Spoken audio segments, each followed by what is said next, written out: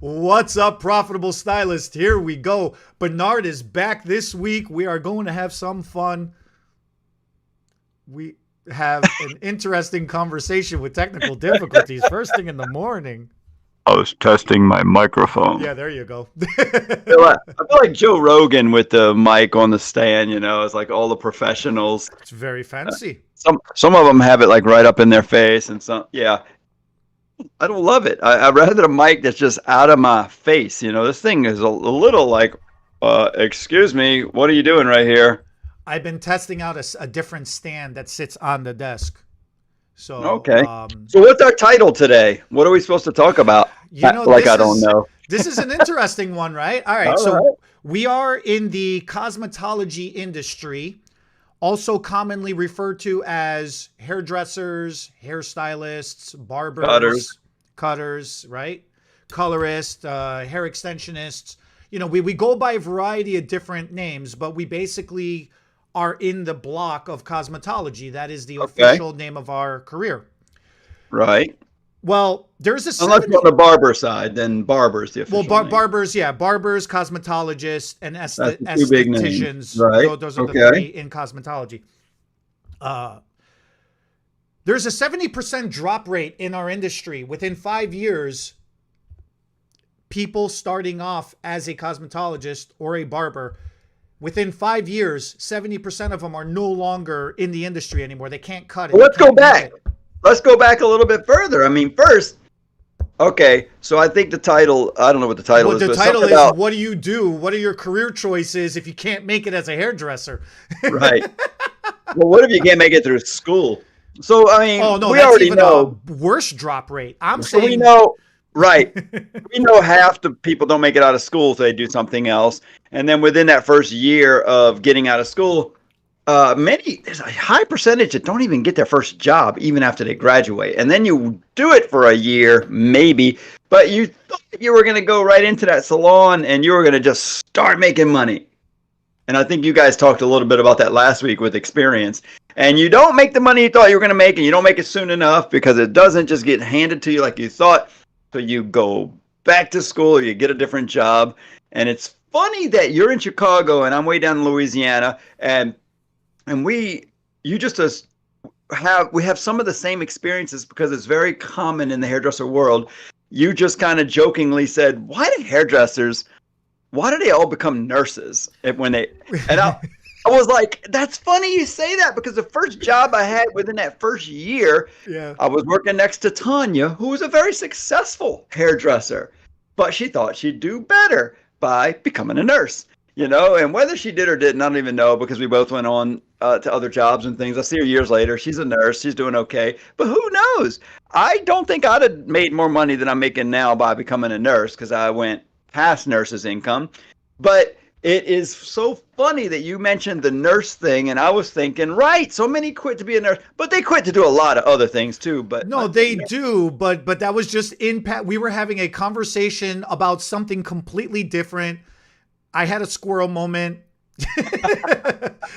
as hairdressers tend to do, right? I asked you that in passing, and we had such a laugh out of it that here we are this week having this whole conversation. We got to do a video about this, because it goes along with a lot of the things. This is probably one of the biggest motivators I have for doing what we do here in so many ways. To become nurses? No, I don't. But I don't think I could ever be a nurse. I mean, I know there's a lot of levels to nursing, and thank God for the nurses, because I know I need nurses from time to time, and I am very thankful for every profession that's out there. I just couldn't do it. And parts of it I could possibly do, but first of all, I couldn't pass. I couldn't pass the test. I couldn't remember all the things I need to study. I can't read fast enough to do the testing. So it's just not for me, for one thing. But then taking care of people, I'm not good at that part, I am the Band-Aid putter-oner in our house when my little boy cuts himself or hurts himself. I'm putting the Neosporin, the Benadryl for the itch, the Band-Aids. I do love that minor. That's as far as my nursing skills go. Okay. I am not good when it comes to a lot of blood. I'm not going to want to clean up the messes on aisle 13 or anything like that. I mean, I'm not going to be good at that. But what I have learned is why so many hairdressers don't make it in hair, why they go to other professions. And I do feel like part of my mission as an older, more experienced hairdresser when I go to a school is to tell them the things I wish I understood when I was in school. Because I remember being in school thinking, how do you know where to go work after this? Should I stay in Louisiana? Did I pick the right profession? How long did it take to get going in this thing? Mhm. Oh my God, there's hourly, there's salary, there's commission, there's rent. Which one should I do? What? Hair shows? Where? How many? What cities? What states? Big, small, tiny.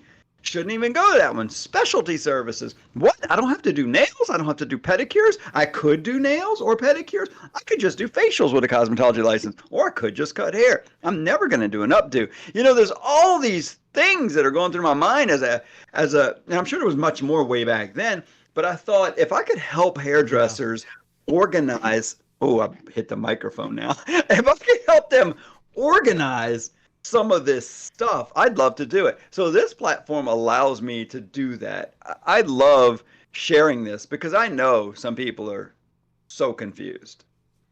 Really confused. And to add on to what everything you said, because you're covering a lot of the behind the chair and in salon, this industry is so big.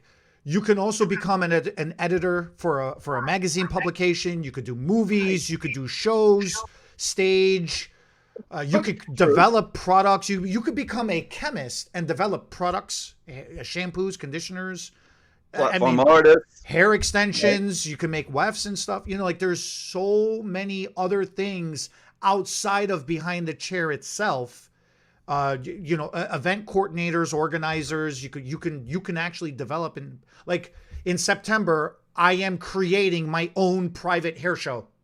Right. You and I have worked on projects together where we have created our own hair shows, brought in an audience, you know, got a venue, like the whole 9 yards. There is many ways you can go. So many different ways I mean, look, like you just said, we're on YouTube. Right. We created a podcast, you know, giving back, right. Doing the live streams. And I see we're giving back, but come on, let's be honest. There's a chance that one day we'll make a nickel. Right. Get a paycheck for 5 cents. Yeah, the truth is YouTube doesn't pay a lot. I've got a friend, most people know as a hobby I'm a beekeeper. I like to get honey from the bees once or twice a year. And lay down, Casper, we're not leaving yet. He's ready to go home. He said, bees, let's go.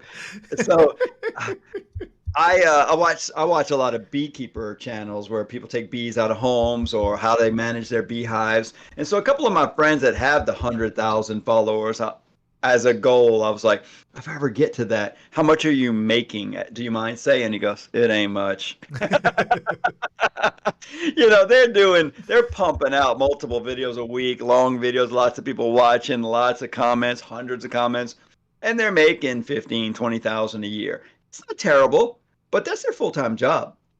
And I mean, it is a full-time job to make and edit and video these. So we're not going to make a killing on YouTube, but we at least might get our time paid for at some point. But we get to share some things, and then we sell classes. I mean, I like to be transparent. Sure, we make money selling hair extensions, selling education, and if we can advertise ourselves a little through this platform and get more of those students, that ends up paying us back for our time we spend here.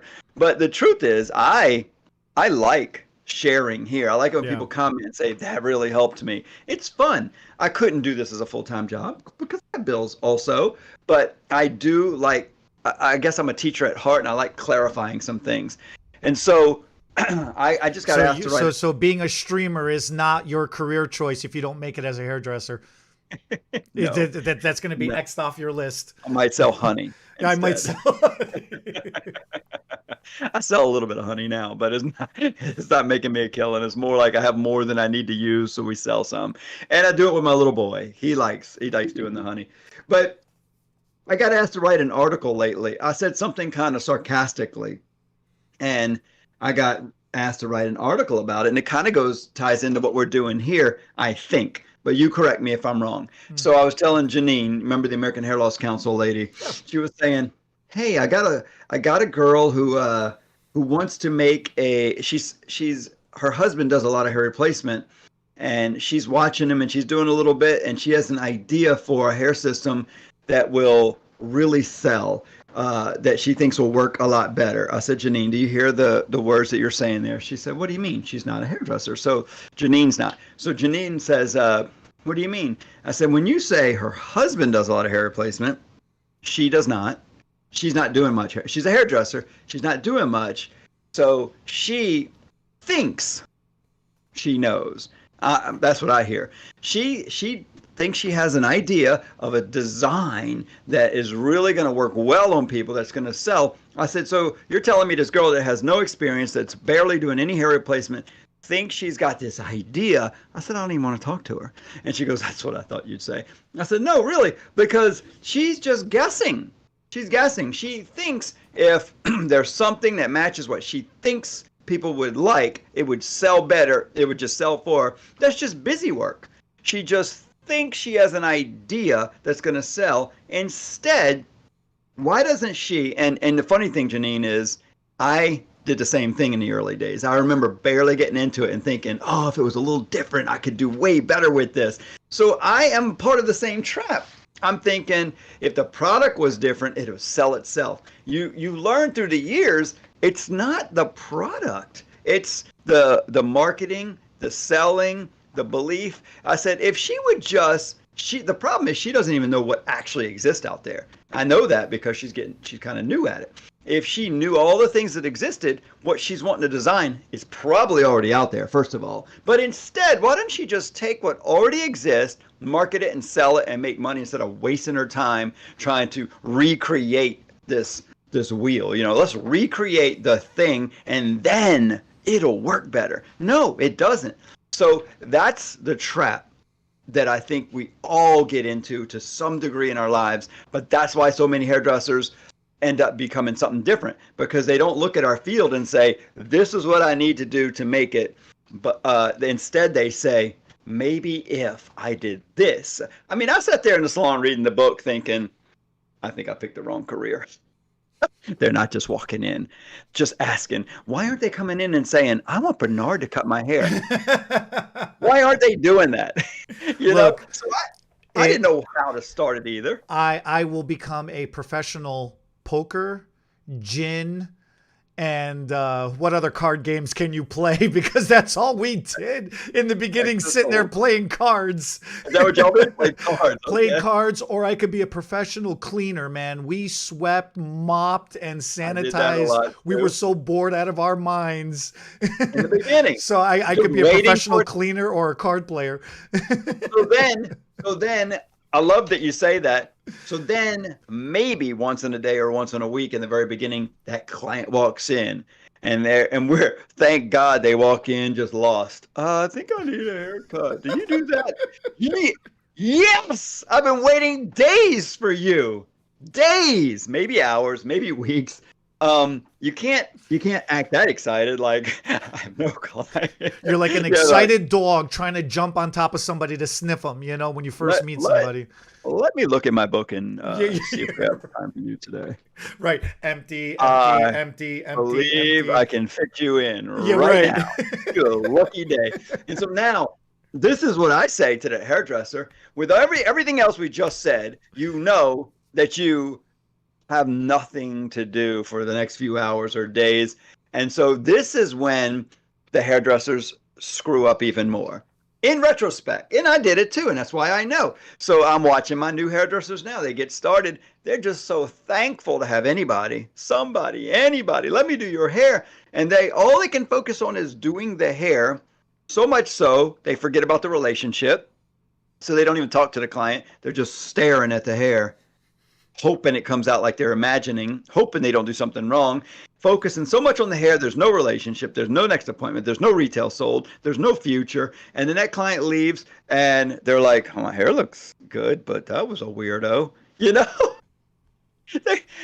So you don't even get what builds the business, you know? I went to the dentist the other day. I cracked a tooth at a restaurant a few weeks ago, and I had to get this temporary crown. They make the regular one. I go in, I get the crown on, And the hairdresser, I mean, the dentist's office girl I went to high school with is in this chair next to me, who is a dental hygienist. And she said, "So I went to your salon lately." I said, "Yeah."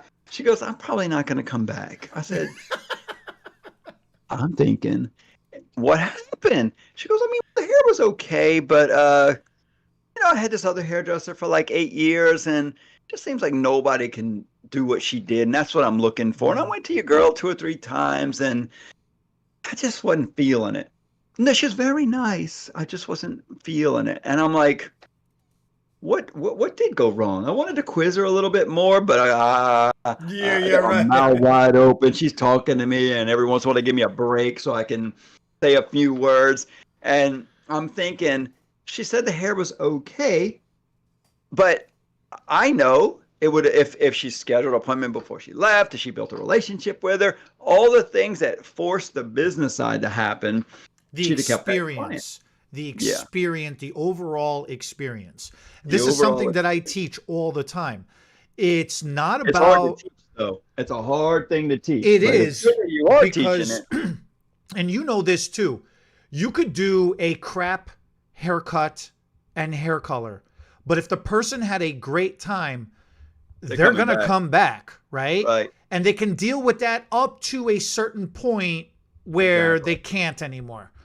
But on the reverse side, you could do the most perfect haircut, the most perfect hair color, the most perfect hair extension, whatever service. But if you're a lame duck, they're not going to come back. They just didn't feel good, right? And now if Right. you've got like a mediocre service and a mediocre personality, it's a 50-50. Hopefully the person's a boring person too, then everybody's boring, you know? Right. But and that's really the issue more than anything else. The experience is also trumped by one other thing. You can be, now let me be careful when I say this. Rude is not okay. You could be slightly mean if you have to, as long as you're really good at doing hair. And when I say That's you, like that good doctor with no bedside manner. with no bedside manner, right? That doesn't mean they're rude. They're just maybe slightly cold or they don't have great bedside manner, but you're going to Right. keep going back because you know that is the best of the best that can take Right. care of you, you know? Right. So that's the only exception. So those are the different levels of experiences. And it all comes down to, what is there? Four types of personalities. And then you got to, Yeah. the whole game is matching up your personality to the person that you're Theirs. dealing with, right? Right. And being successful means even if you are one of the four or two of the four personalities, your ability to adjust your personality to go outside of your comfort into the other one or two that you don't necessarily like or are, to match the persons in front that you're dealing with in front of you. So let me. Oh, that hurt. So I accidentally hit a switch that wouldn't let my chair go back. Technical issues over Yeah, here. right. So let me tell you what I think is going on in a person's mind, or probably what's not going on that people don't really know about the hair world. And man, if you're watching this video and you got a daughter, a friend, loved one that's thinking about going to hair school, they should probably see this next few seconds of what I'm going to say. I think that most hairdressers think that they just go to hair school, learn how to do hair, and the job is going to pay when they get it. Now, listen, there are some jobs that just pay, but the hair world is not like getting a job at most jobs where you go and let's say nursing. You go into nursing. The hospital already has the patients. They hire you for so many hours a week. You get paid by the hour. It's a higher dollar amount per hour, sure. But you're going to go in and you're going to work all those hours, get paid that amount, and there's different ways you can do it. But forget about nursing. I mean, any and most. What other jobs did we decide the other day people can get out that they go do instead of hair? I looked it up. Dental hygienist. I looked it All right, up. let me finish this then. Yeah. Let me finish this then. So you can go get hourly jobs at places, but the company markets, advertises, brings the customers in. That's why they pay you hourly. In the hair world, you can get paid hourly, but most people that are successful get commission or rent a space and build their own business. And so that's going to come with a little bit of money at first, then grows to an endless amount of money at the end. And so if you can't spend another year or two building the business right out of school, or you have no marketing or sales skills, or no support from a husband, a parent, a wife, somebody that's making money and paying your bills while you're building it, then you're not going to make it in that first year or two. But the other choice is you can go work at a chain salon or an hourly salon or a salary salon where they do the marketing and the advertising. The problem is kind of good and bad. You can go right out of school and make living wages right away, hourly. But it's not a place where you can grow and make more, because you go in right away and make that, depending on where you're at in the country, making that $10, $12, $14, $18 an hour. But then a year or two or three later, you're still making about the same. So right away you can pay the rent, but then 3 or 4 years later, that's all you can do. It's still just pay the rent and a few bills you have. You're not going to grow into a career and grow that business. Some people will use that as a stepping stone, where they will get the hourly paid job in a shopping mall somewhere, strip mall, and they're getting paid like at a place that just does haircuts. Mostly it's men and children. Then they'll get a liking of certain group of people. Then they try to take those clients that like them, which the owners never like, and go to another business where it's commission and ask John and Sam and Bob, will y'all come follow me over here? And then start to try to grow a women's business off of it. But you haven't been doing women's hair for a year or two while you were building it, so you kind of forgot. You're a little rusty on the color to highlight and things that really make the big money. So it's a hard transition. So knowing that, do you still want to do hair? You've got to build it. This old boss of mine said, hey, I got an old friend of mine whose daughter's having trouble figuring out what she wants to do. She's older teenager, and her grandma said, maybe you'd like to do hair. And she said, maybe so. He said, would you talk to her and maybe apprentice her in your salon? I said, sure. And so I called her, said to meet with me. She cancels the day before and says, I didn't realize it was going to be Valentine's Day. And I was like, so you're going to be taking off every Valentine? Okay. I said, that's fine. Let's just do it next week then. So already I'm like, well, I'm not hiring her, but let me just see what happens the next week.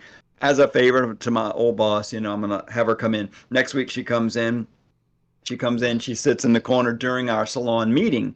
And this is what she does the whole time during the meeting. I thought she'd be listening and asking questions or watching what people are saying. We're going over numbers, and this is what she's doing. Just texting on her phone the whole time, almost like she wasn't in the room. Now I know that's what kids do these days, and she probably is listening, multitasking, but to this old guy, she doesn't look interested. I'm like, she's not asking questions. She doesn't look like she's interested. All the other hairdressers are like, I don't think she wanted to be here. And so at the end of it, I said, so you want to be a hairdresser? She goes, I don't know. My grandma just said maybe it's something I'd like, so I should come check it out. Well, you should not have come then. You should know before you show up for a sort of interview kind of situation. So I said, thanks for coming. Goodbye. In there lies the problem. Yeah. This industry attracts everybody because it is exciting. And it really is exciting industry, right? Yeah. But it is a calling. It is being a hairdresser, right? It's not for the normal, sane person. You have to be mental or borderline mental. Yeah. And that's the whole thing. And yes. You don't have to be, but it helps. Everybody is mental in this industry. I don't care. Fight me on it. Yeah, okay. Even you, sir, are. Oh, I know I am. But here's the difference too with that. Yes, the hourly jobs do exist, and the career, structure thing does exist in this industry to a certain effect. But the majority of the people who are attracted to this industry are because of the freedom of the career as well. You are in essence self-employed.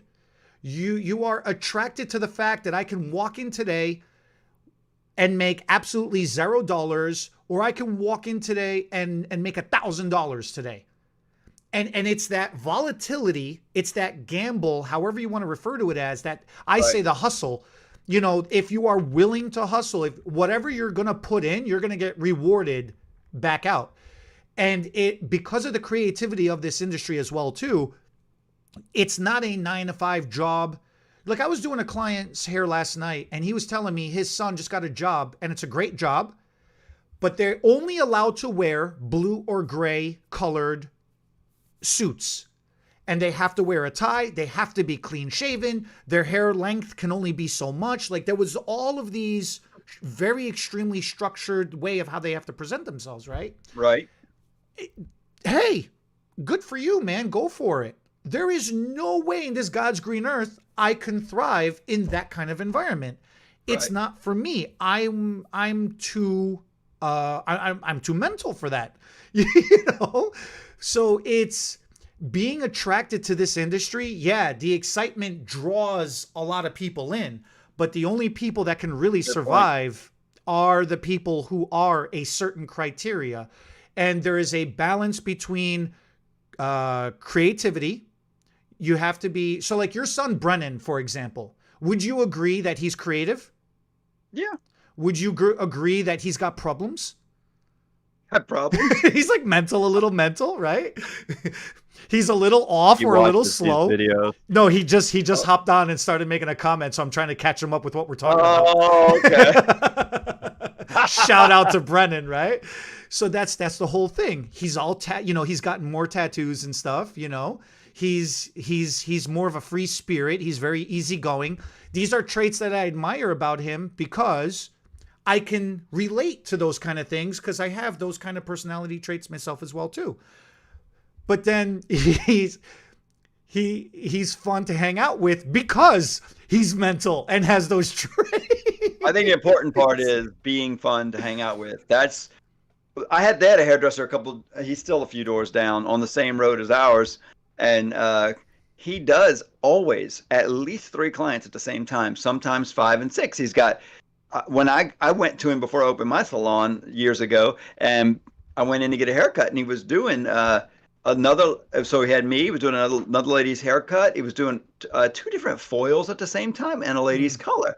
And he would do like about 3 minutes of hair cutting on me, and then he'd go paint a little bit of foil on a lady, and then on another one, and then he would start put a little more color on one. And I thought, how can you take so long to put color on all these people? A little here, a little there, and then he would have somebody help him with a little shampoo in here and there. And it literally took like an hour and a half to get my hair cut because he was doing other people, and nobody came out that good, in my opinion. I mean, people complain a little bit, but the show he put on, it was more of a production, and that's what people liked about him. So everybody's got their thing, the entertainment that people want to hear or see. It's got to be there somehow, somewhere.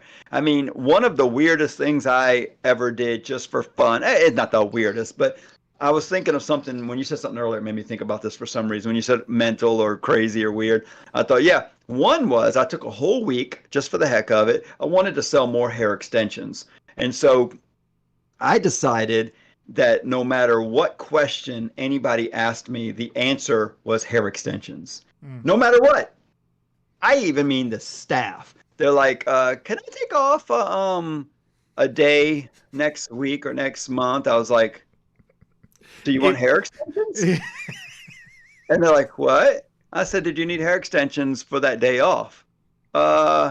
No. And so I just figured, you know what? I was going to bring the hair extension conversation in no matter what, just to see what it would do. One was just to be a little weird, to be a little strange. It was semi-marketing. But I mean, people would say, there's a call for you online too. I'm like, is it about hair extensions?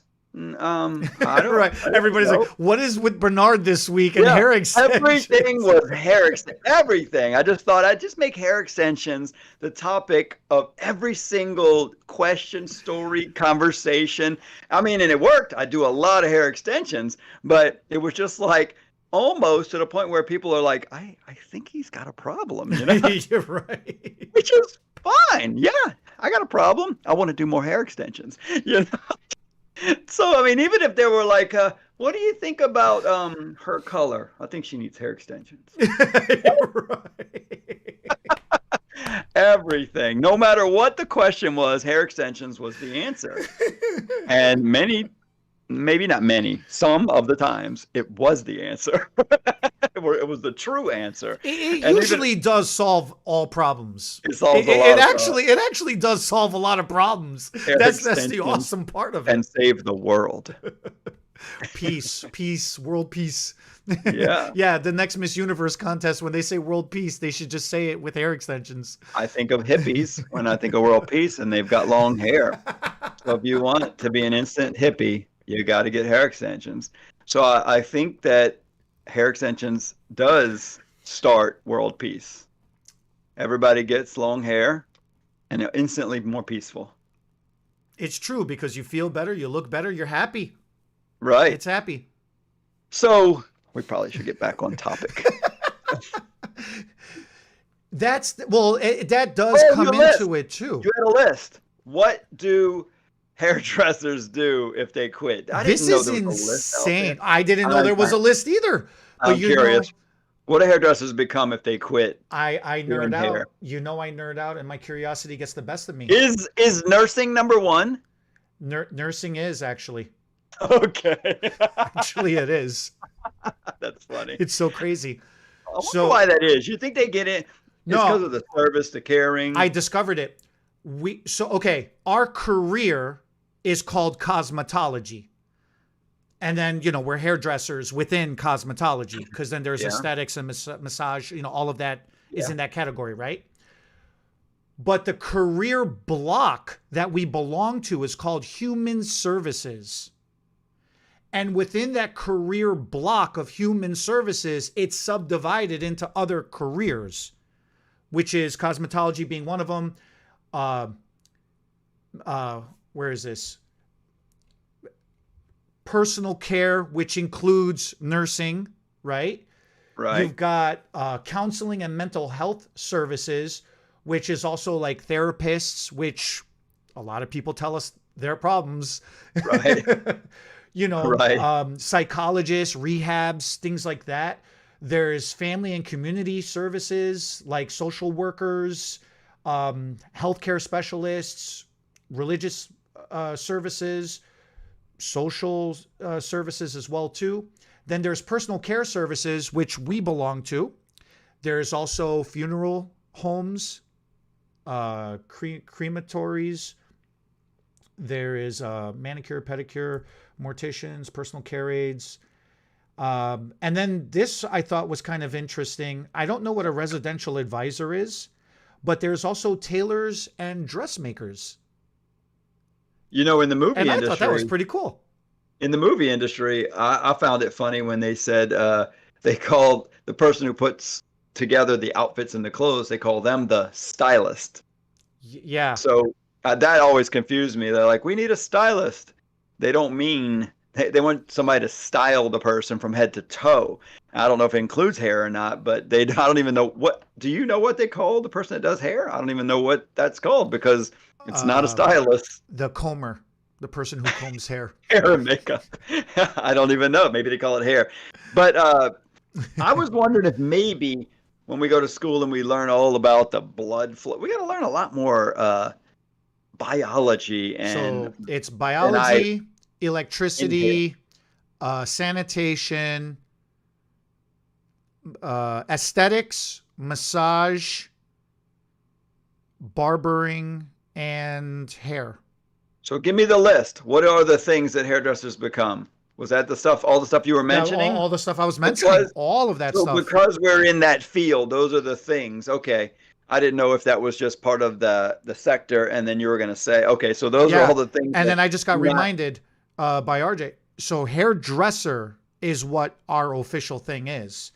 A stylist is the all-encompassing person. And then the stylist decides you're going to look like this. Go see the hairdresser. Go see the makeup. Go see the tailor.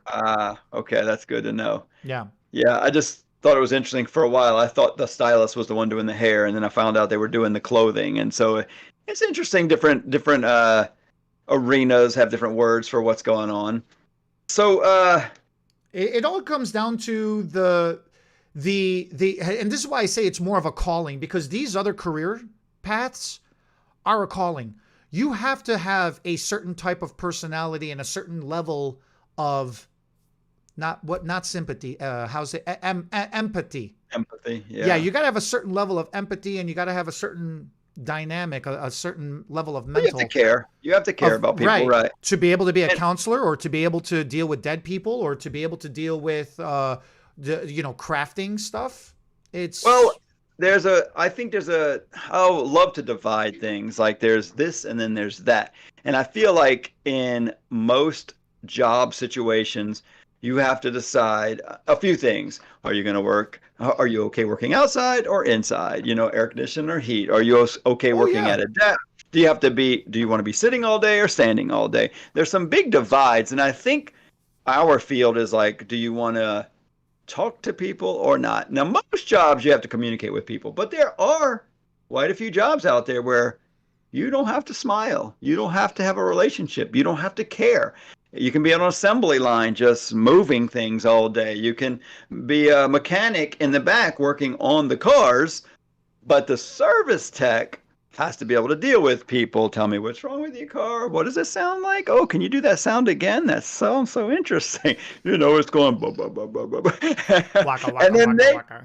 right, and they have to relate it to the back, and the mechanic could be as mean as they want. Again, as long as they fix the car, they get paid. That is the job for some people. They don't want to talk to people, face people. You could have a job where you work from home on a computer and not have to face people. So I think it's important to know if you're going to get a job like doing hair or any other, you have to know, are you okay with, like this girl that just wanted to text the whole time during the interview? It's like, girl, you don't need any job where you have to look at people and talk. It's not going to work for you. That's what the job requires, relationship skills. And if you cannot have a relationship with all sorts of people, that's the next difficult thing. That's the thing. One of the things that Brennan gets complimented the most on with me, people are like, I love talking to your son. He can talk about anything. I'm like, yeah, kind of gets that from me. But the difference is he actually does some research on these lots of different things. He knows a lot about cars. He knows a lot about ammo and guns. I mean, he can name all the different guns. He got interested in guns. He started researching them. He got interested in vehicles, engines. There's some Music. weird things. He knows a lot of stuff about He music. knows He a knows lot about history music. stuff.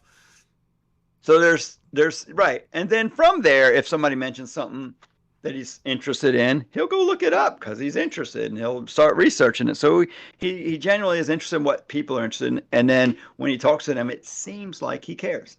Who knows if he really does? It doesn't matter. That's the beauty of it. I think he does, though. I think he actually I does know. care. But you can I've met enough people that after I got to know them really well, I'm like, oh, wow, they really don't like people. You're right. Really well. So some people are just, I've hired people like that in the past. At the end of the day, they just start cursing. Oh, thank God this effing day is done. I hate people. I'm like, well, you hate people. They think you love them. You hugged and kissed everyone all day. I know, because that's what it takes to make the money. Yeah, right. I gotta go brush my teeth now. I feel dirty. I was just like, I am so impressed. You fake it so well. I thought you liked those people. Wait, do you like me? Oh yes, I love you, Bernard. You're my favorite. Yeah, I like you. Right? So they leave. You're like, I don't think he even likes me. He goes home and he has nobody. He lives at home alone and nobody visits him. He doesn't like to visit the family. Then you start realizing he's just good at faking it, which is good enough. Which is that level of crazy you're talking about, Right? Yeah, and that's fine. If you can fake it real good, that's fine too. Oh my God. It's so funny. It's so funny. Here's Brennan. I have to, this just goes right into it. He goes, I've been researching woodworking because I got a new regular client that's a carpenter. I told you. Seriously. It is so freaking hilarious. It's so freaking hilarious. That is Brennan, That is funny. But that is a lot of people. Brennan, look up Matt Risinger. He built whole homes in Texas, and I'm sure your client actually watches those videos too. The Build Show, I think is what it's called on YouTube. I was not prepared so I was forced into this industry. I did not choose to be in this industry. My uncle and aunt were hairdressers. I didn't really choose it either in the beginning. I just didn't know what else to do. My mom was a hairdresser. Right? So I thought I'm just going to show up, cut some hair, and go home or something. I had no expectation. I don't know what was going on. Right. I had no idea that people were going to tell me their problems. And I was going to have, and then they were going to ask me for advice. Right. Like, I have no idea. And the advice is like relationship advice, spiritual advice, life advice, financial advice. I'm like, dude, I have $3 to my name. What do I know anything about financials back then, you know? Isn't it crazy? But they take your advice too. And so in the beginning, I used to just say random stuff because the hell did I know? And it was crazy because they would come back and they would say, oh, thank you so much. It worked out. Or they would say, you know what? I kind of am in a deeper hole now. I'm like, I have no idea what you're talking about, man. I don't even remember. What did I tell you to do? Right. What did I tell you? Right. Like who? Yeah. And then here's me. Who would say something like that? You did. Why are you listening to me? What do I know? You know? You're right. So I wasn't prepared for that. Another thing I wasn't prepared for, to this day, the few times I go to the doctor, I pray that it's a female doctor. Because I have to explain to her, look, it feels wrong with my body, and I have no idea about the male anatomy, but I can tell you everything blindfolded about the female anatomy. Because these clients go into the most specific detail about their bodies. Yeah. And about their stuff, their monthly stuff. It's insane to the level of detail of stuff that I know. Okay. So I'm like, whatever this is, transfer that into the male version, and somewhere in there, if my body parts match up, that's what I got. That's what's wrong with me. It's like, so then there's that. There's I never thought I would do so many shampoos, that I would wash so much dirty hair in my life, that I would find the amount of insanity inside of people's hair at the shampoo bowl. And I'm like, why? What happened to you? And they're like, I knew I was going to come see you this week, so I didn't bother. Right. I was in Montana last week teaching a class, and it's kind of like known that the owner and a few of the other top stylists through the years, not now, but they don't wash their hair often. So she was going to get one of the onstage weft extensions in that day, and the stylist looked and they're like, "You're getting one in?" She goes, "Don't worry, girls. I washed my hair yesterday."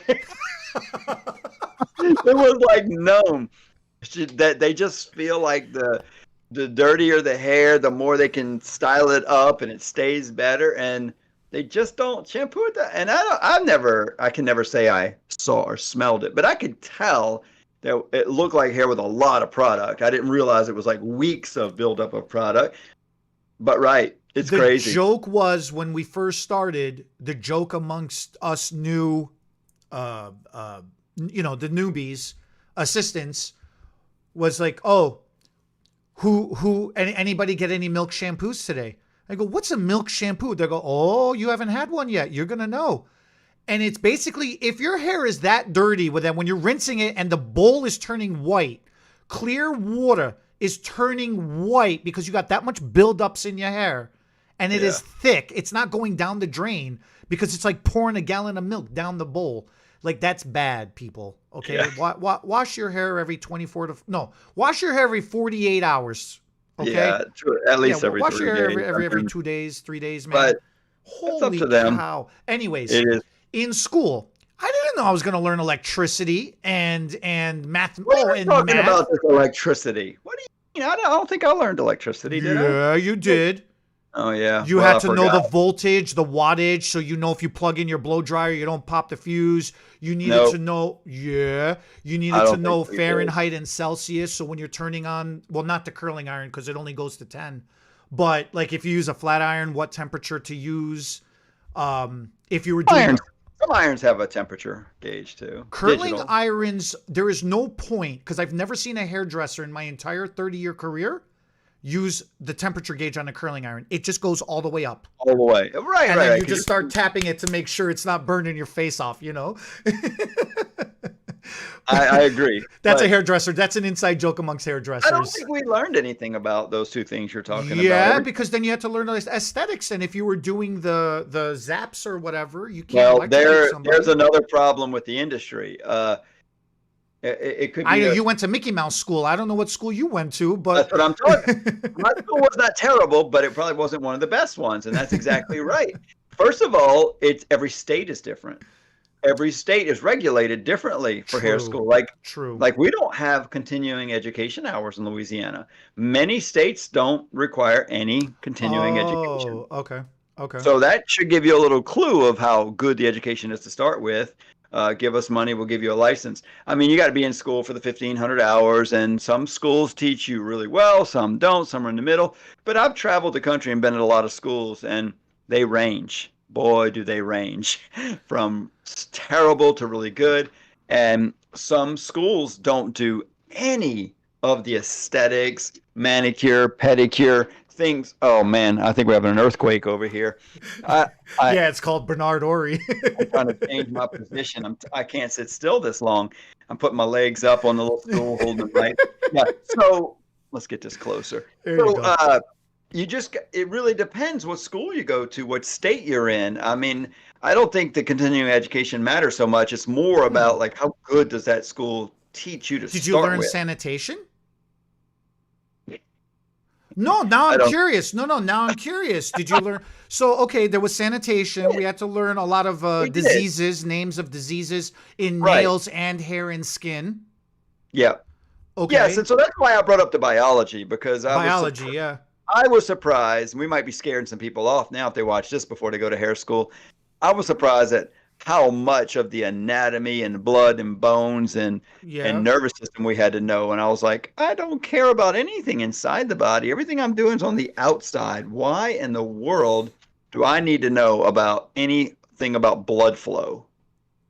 I A hope you go lot. to your doctor There was a and lot find out about your it. blood's flowing fine because I can't help you if it's not. So I don't know why I have to learn it. Till this day, I think they teach you a little too much about some of that stuff in school. And then they want you to have these fancy names for when hair is growing, falling out, and dormant. And I think even there, it's like that. I just said it. It's growing, falling out, or dormant. I don't know why we got to have these big fancy words for it. Do you know what they are? Did I you bet you. do what? Are you talking about the anagen, telogen, and Yeah. oh my Yeah. Is it God, an F? Does it start with an F? anagen, telogen? I just blanked out. What's the third one? Who cares? No, That's I what I just said. blanked out. I know it. I know the answer. No, you don't. I do. No, you don't. It's gonna drive me crazy now. Maybe it starts with a T. Telogen. Thank you. Oh my God, it's freaking driving me nuts there for a second. So I think that's a whole nother podcast, in my Yeah. opinion, is using industry terms. Did you learn I maths? math, Yeah. there's no S. Mathematics. No, I'm being serious. You know, like grams, the Did you conversions. did you learn English? Guy. Catagen. Thank you, RJ. Telogen, anagen, and catagen. Oh my gosh. That was messing What? me up. I Yeah, just Matt, I don't like the Fahrenheit to Celsius conversion rates, the no, grams to no. ounces, milliliters. I don't know. I don't remember everything I learned. I'm just saying I don't think we learned anything You didn't about. do any of those? Yeah. So I think the problem is some schools don't teach certain things, and some Okay. dive Okay. way too deep on some. And then some say, well, you are licensed to do facials, so we're going to spend a couple of days on it. Our school says you are licensed to do nails, so we're going to bring a lady in to show you how to do acrylic nails. That was one day, and then fiberglass nails was one other day, and then we never did nails again. So if you wanted to do Mm. nails, you didn't actually get a nail education at this particular school. You had to say, I'm getting a cosmetology license, but I think I'm going to mostly do nails. Can I get more of that education? And they'd say, oh yeah, we'll work with you a little more on that. But they had nobody there that knew how to do nails, so they'd have to bring somebody in.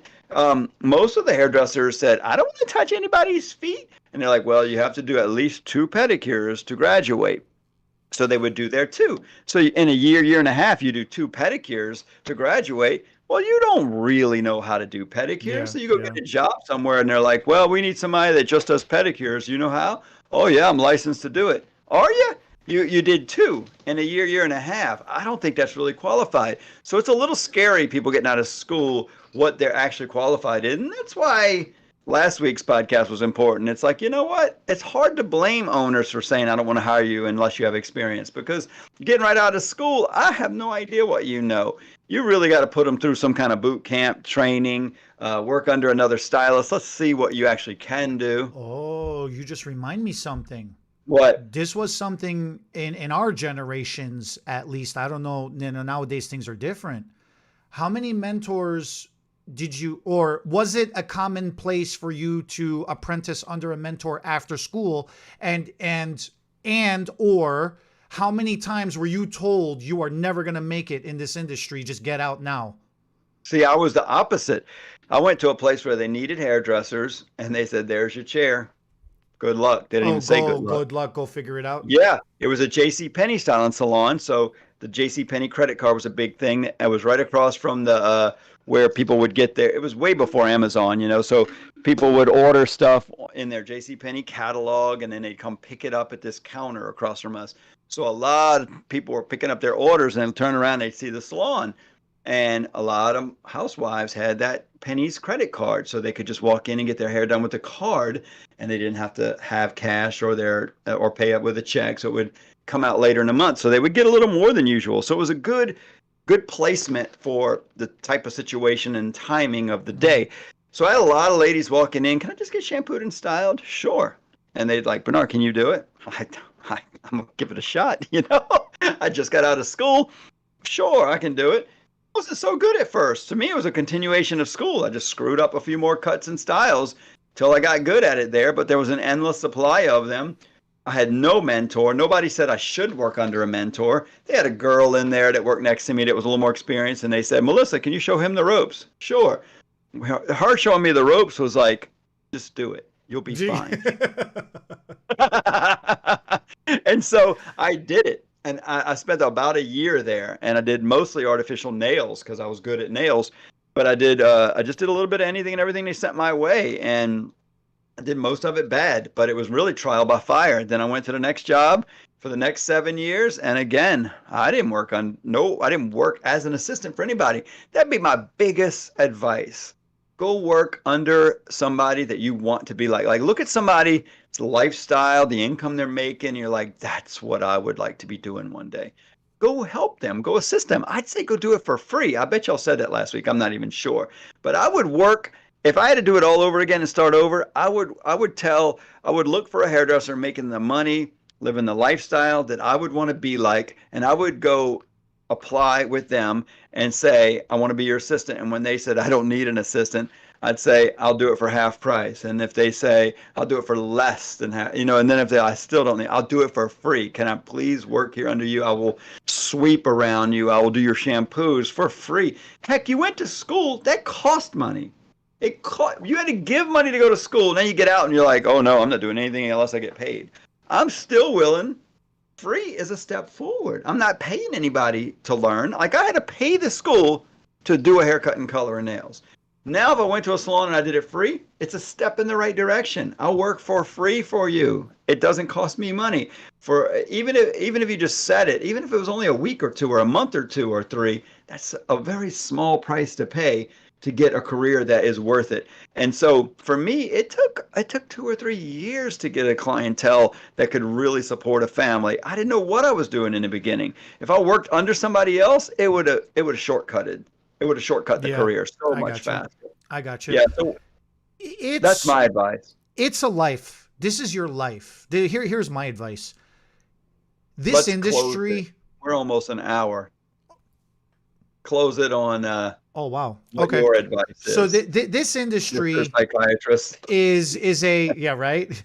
I feel like, do you remember the Jerry Springer show? At the end, he'd have I like don't this remember. crazy episode, and it was like, who's the father? And they'd have like 17 people lined up, and nobody was the father after all 17 DNA No, tests, and everybody would be fighting each other, and they'd be Jerry, and then afterwards he'd come up after his like Jerry minute at the end of the show with his words of wisdom. I never did see that. Oh, it was insane. It was I hilarious. never watched the Jerry Springer show, but I caught clips of it here and there with the TVs in the salon and stuff and some wild, crazy stuff. He had words of wisdom at the end. At the end, he'd sit there and give like life advice after having this insane hour of chaos. So this is how that's I feel what you're right gonna now. do right now. Yeah, Huh? I'm going to close Eddie. it with this words of wisdom. Let's close with Eddie. Words of wisdom. Go, Eddie.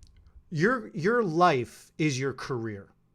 Whatever industry you choose is just a stepping stone in your path through life. So just because you think you've tried something for a year or two and it didn't work, another career may or may not be the answer. Right. Because you may end up finding yourself 20, 30 years down the line, jumped 3, 4, 5 different careers, and you're not anywhere further than what you were to begin with. And with the only exception of you're more miserable than what you started with, because now you feel defeated.